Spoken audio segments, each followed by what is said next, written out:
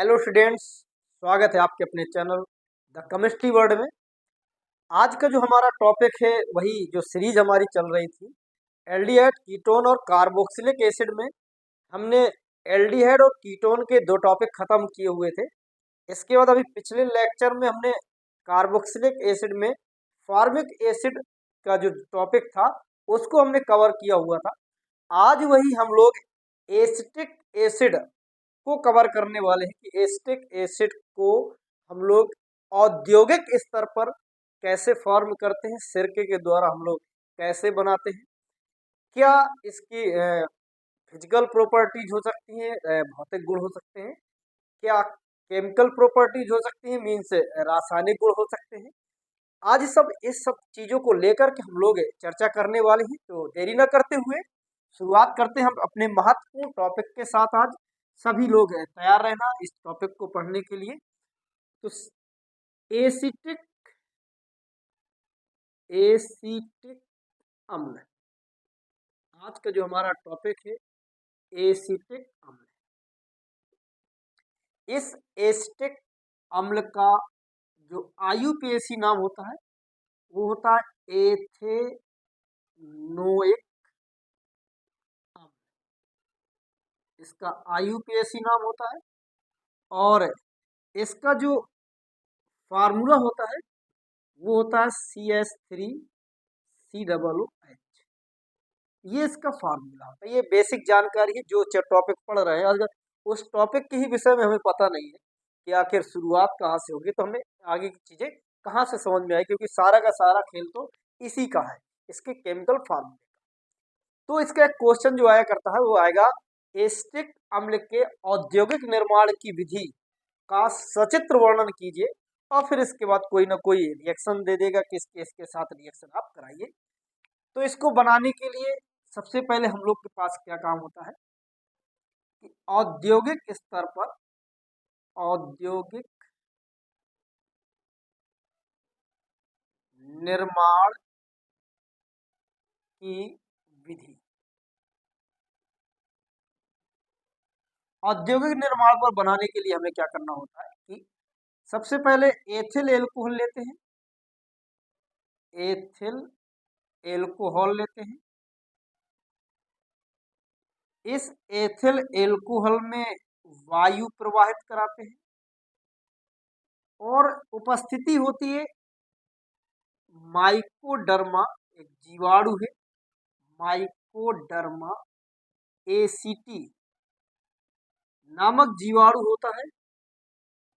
तो फिर यहाँ पर हमें CH3C सॉरी हिंदी सही लिख दे रहा है, एसिटिक अम्ल मिलता है और साथ में जल। इतनी प्रोसेस होती है।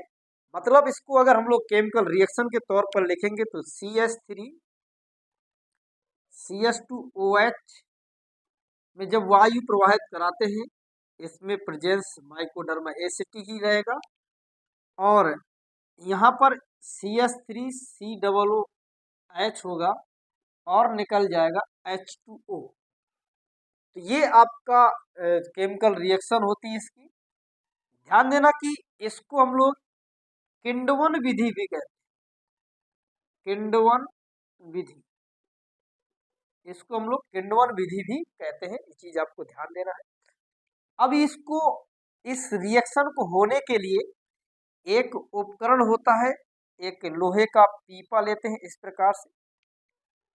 इस पीपे को ऊपर से ऐसे यहाँ से कट करके यहाँ से एक पाइप लगा देते हैं इस प्रकार से। यहाँ पर इतने में पूरे में ये जो होता है लगभग 10 से 20% C2H5OH एथिल एल्कोहल को भर दिया जाता है। इसमें छोटे छोटे छिद्र हुआ करते हैं और इतने में भर दिया जाता है लकड़ी का छीलन। ये आपका भर दिया गया है लकड़ी का छीलन और ये आपके संरंध्र होते हैं, यहाँ पर छिद्र होते हैं। छिद्रित मतलब तख्ता लगा दिया जाता है। यहाँ पर वायु प्रवाहित करने के लिए छिद्र होते हैं। और फिर होता क्या है कि यहीं पर हमें ये जो आपका जीवाणु है माइकोडर्मा एसिटी डाल दिया जाता है। तो इस पीपे के अंदर प्रोसेस शुरू होती है। जब हम लोग इसमें एथिल एल्कोहल प्रवाहित कराते हैं और यहाँ से एयर वायु प्रवाहित कराते हैं, तो ये प्रोसेस शुरू होता है। और जो भी आपका एसिटिक एसिड होगा वो यहाँ पर आपका कलेक्ट कर लिया जाता है। तो इस प्रकार से औद्योगिक स्तर पर जो है हमें एसिटिक एसिड बनाने के लिए प्रोसेस किया जाता है। फिर इसके अगर हम लोग भौतिक गुण की बात करते हैं, भौतिक गुण की जब हम लोग बात करते हैं तो सबसे पहला जो भौतिक गुण है यह रंगहीन सिरके जैसी गंध वाला द्रव है। दूसरा, यह जल में विलेय, जल में विलेय है। तीसरा जो है बहुत इंपॉर्टेंट है, आपको ध्यान देना है, इससे ठंडा करने पर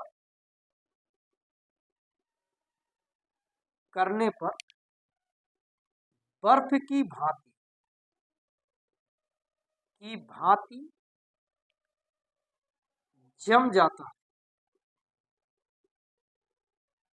इसलिए इसे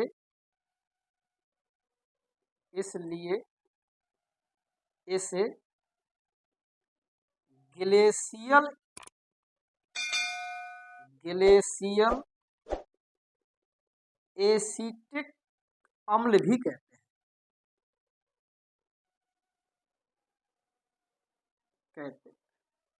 ये तीन आपको इसके भौतिक गुण आपको ध्यान देना है। तो फिर सुन लीजिएगा कि जब एथिल एल्कोहल की क्रिया वायु से कराते हैं तो माइकोडर्मा एसिटी नामक जो जीवाणु होता है उसकी उपस्थिति में तो आपको एसिटिक अम्ल प्राप्त होता है। अब एसिटिक अम्ल प्राप्त हुआ रिएक्शन के लिए CH3CH2OH O2 यहाँ पर जब हमने रिएक्ट कराया तो आपका जाकर के ये बनकर के तैयार होता है और उसे इस प्रकार के उपकरण में तैयार किया जाता है। इसके बाद हमारे जो केमिकल प्रॉपर्टीज हैं, रासायनिक गुण आपके जो होते हैं उसकी हम लोग जब चर्चा करते हैं, ध्यान दीजिएगा। नंबर 1 रासायनिक गुण। रासायनिक गुण में जो नंबर 1 होगा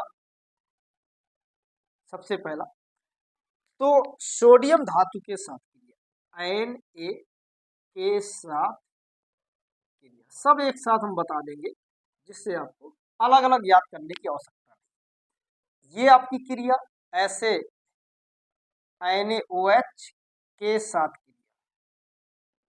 क्रिया। दूसरी है ये आपकी क्रिया, पहले इन दोनों को करते हैं तो जब इसकी क्रिया कराएंगे देखिएगा CH3COOH प्लस Na, तो H2 गैस मुक्त होती है, ये हो जाएगा CH3COO Na आ जाएगा प्लस 1/2 H2 आ जाएगा। नाम होगा इसका सोडियम एसीटेट। क्या नाम होगा? सोडियम एसीटेट नाम होगा। ऐसे जब इसकी क्रिया कराएंगे तो CH3COOH प्लस NaOH, क्षार के साथ होनी है तो H निकलेगा, OH निकलेगा, Na तो यहाँ से H2O निकल जाएगा, Na जाके यहीं पर लग जाएगा तो फिर से CH3COO Na बन जाएगा। जो ये बना तो वही आपका ये बना हुआ। अगर मान लो इसी की क्रिया NaHCO3 या Na2CO3 के साथ करा रहे होते तब भी आपका CH3COOH प्लस NaHCO3 की क्रिया जब कराते तो आपको CH3COO Na बनता ही बनता, साथ में H2O बनता और CO2 गैस निकल जाती। ऐसे ही CH3COOH की क्रिया Na2CO3 से जब कराते तो भी आपको CH3COO Na बनता ही बनता, H2O बनता और CO2 गैस निकलता। बस फर्क ये है कि इस वाले में आपको बैलेंस करने की आवश्यकता नहीं, इस वाले में बैलेंस करोगे तो यहाँ 2 लगा दोगे, यहाँ 2 लगा दोगे। तो इस प्रकार से आपको ये अपक्रिया को बैलेंस करना है।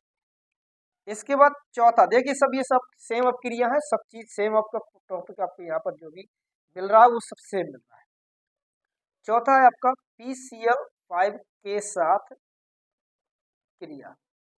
फास्फोरस पेंटाक्लोराइड की जब साथ क्रिया करते हैं तो होता क्या है, CH3COOH प्लस PCl5 से कराते हैं तो POCl3 मिलता ही मिलता है, HCl भी मिलता है और यहाँ पर CH3COCl मिलता है। इसको हम लोग कहते हैं एसिटिल क्लोराइड, एसिटिल क्लोराइड है। तो ये प्रोसेस भी आपको काफी इम्पोर्टेंट है, इसको याद रखना है।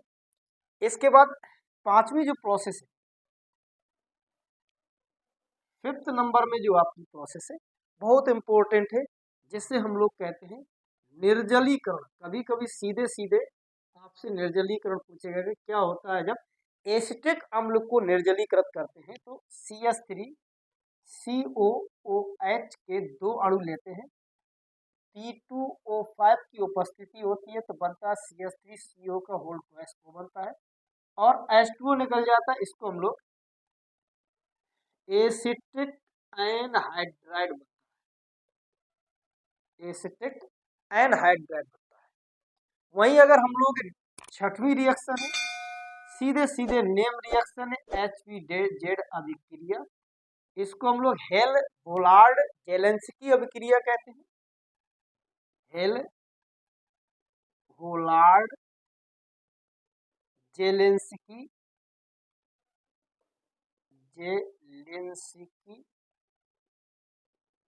अभिक्रिया भी कहते हैं। तो बहुत इंपॉर्टेंट अभिक्रिया, इसको करने के लिए हमें क्या करना, CH3COOH का क्लोरीनेशन करवा देना, क्लोरीनीकरण कराना HNu की प्रेजेंस में, Cl2 से क्रिया कराएंगे, यहाँ से H, यहाँ से Cl निकलेगा, HCl निकल जाएगा, बन जाएगा CH2ClCOOH मोनोक्लोरोएसिटिक एसिड। फिर इसको आप ले लीजिएगा CH2ClCOOH, फिर से Cl2 कराओगे, HCl फिर निकल जाएगा, इस बार CHCl2COOH आ जाएगा, डाइक्लोरोएसिटिक एसिड। फिर यदि यहाँ से CHCl2COOH की रिएक्शन कराओगे, CCl3COOH आएगा और HCl निकल कर